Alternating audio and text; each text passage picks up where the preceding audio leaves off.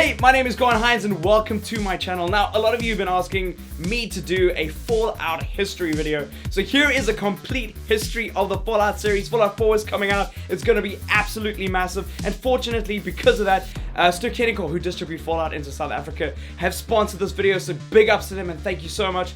Go check out the cards in the top right hand corner if you're thinking of picking up a copy of Fallout 4. And smash that like button and subscribe. Stick around. We're going to have a lot of fun here. Got a lot of other histories and other videos of this nature. Onward to the history timeline. Let's do this. So, in 1997, the now defunct Interplay Entertainment released the first Fallout.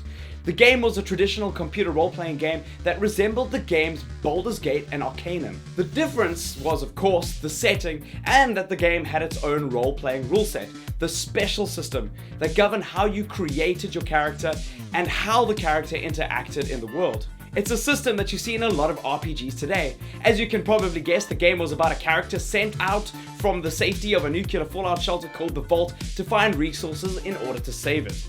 But what you maybe didn't know about Fallout is that the game very nearly didn't get made at all. Fallout was originally going to be called Vault 13 and going to play like the old XCOM games.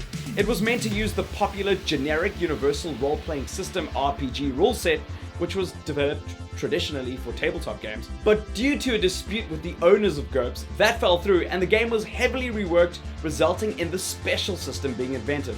Thank goodness. Then when Interplay got the license to Forgotten Realms and Planescape Dungeons & Dragons franchises, they decided to can the title. Tim Kaine, the game's producer, fought for it and convinced the bosses to let him finish it. Tim, you legend!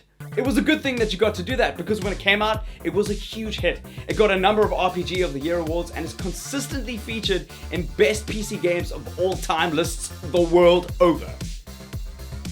With a hit on its hands, Interplay wasted little time producing a sequel. Fallout 2 dropped in 1998 and was a direct sequel to the first game.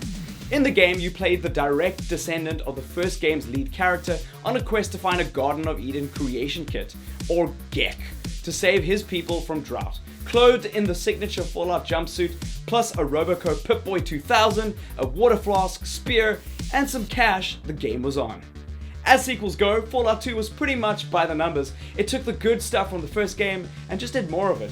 So the game's humor, combat, clever scripting all returned in a bigger package. Like the first game, it was a hit and is fondly remembered by fans. Where the first game was innovative and introduced something new, Fallout 2 merely gave us more of the same.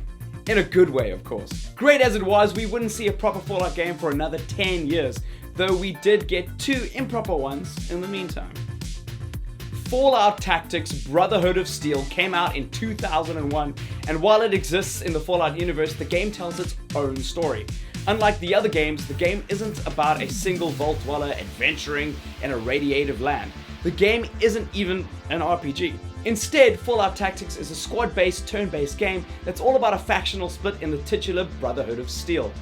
Although the main character of the game had to be human, the player could recruit new squad mates for the Brotherhood from any of the game's 6 races. This whole idea of forming and managing a faction and maintaining a headquarters made the game very different, but it maintains the series' signature tone and style. The game's story contradicts some elements of the other games, so it's not considered pure canon, although Fallout 3 does acknowledge some of its events, with Brotherhood of Steel members in Fallout 3 claiming the events of this game are a long story. 3 years later, we'd get another Fallout in the confusingly named Fallout Brotherhood of Steel, just minus the tactics, just cut that right off. This game was a top-down action game that was more inspired by Fallout's lore and mythology than actively making use of it. The game used a version of the special in the sense that characters can level up, but the player has no control over what skills get boosted. Released for the OG Xbox and PlayStation 2, Fallout Brotherhood of Steel is a mostly forgotten game. Bethesda doesn't acknowledge anything that happened in it, and for story purposes, it might as well not exist. You might have had some fun playing it though. Fallout 3, this is the big one, the game that most people think of when they think of Fallout, even though the series had an 11-year history already by this point. While the game does exist as a narrative sequel to Fallout 1 and 2, in terms of gameplay it is a very different beast altogether. Under the direction of Bethesda now, Fallout returned to its RPG roots but strayed from the isometric view demanded by tradition to a first-person one. Basically, it was probably the world's first FPS RPG, first-person shooter role-playing game. Like the game, you played as a vault dweller who leaves the vault, this time in search of your dad, Liam Neeson no less, taken the other way around. While that was your starting point, the game made no move to encourage you to follow that path, and your character is basically just dropped in the world and left to their own devices, which is a recipe for fun. Fallout 3 was a huge hit and revitalized the franchise, surpassing all expectations. From the time of its release in October 2008 until the end of that year, the game has sold 4.7 million units. Quite a feat for a franchise that most people on PC had forgotten and most console gamers had never even heard of. Even today, it's considered one of the seminal games of the previous generation, with loads of people still playing it. Fallout 3 was followed up by the standalone Fallout New Vegas, a game that took the Fallout 3 engine and created a whole new adventure with it. The gameplay is identical, but the game character switches to Courier, who's left for dead in New Vegas, and then goes on a quest to find his killer.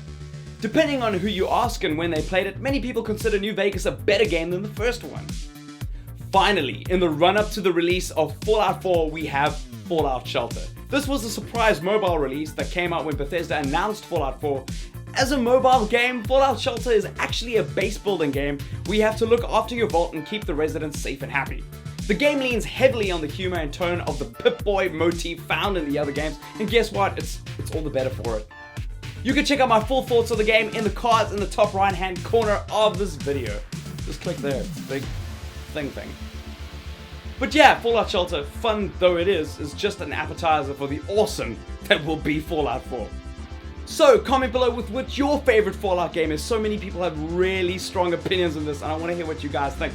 Click on the cards in the top right hand corner for more Fallout cool stuff. Don't forget to subscribe and stick around. Hey, we have fun over here. And like this video if you liked it, because hey, it makes a huge difference to us on YouTube when you guys do that, because it's rad, it's super cool. And I love to interact with you guys and chat about stuff. Thank you so much for watching. Until the next video, high five a stranger. Adios.